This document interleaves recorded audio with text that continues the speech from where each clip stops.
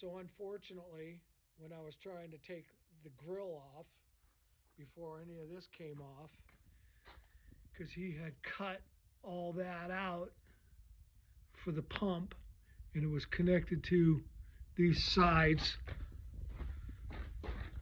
You can see these sides here. So I had to cut the bolts out right there. And when I did it,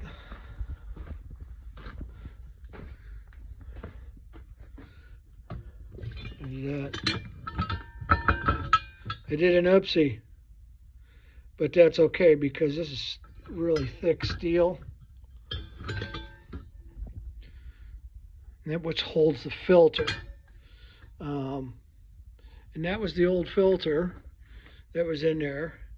This is a screen that filter sits in, and you could see that it's pretty dented up. It was collapsed because it was so caked up with just debris. I mean, it couldn't even breathe. So I'll just weld that up a little bit, and it won't be no big deal. We'll be back to good. So I ordered this,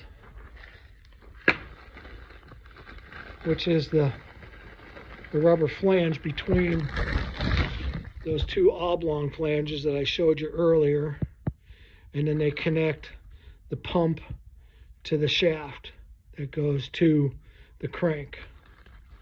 And I ordered new flanges, brand new ones, not homemade ones. I ordered new flanges, brand new ones. And I'm going to go order a new shaft. Yeah, definitely. And that's where we're standing.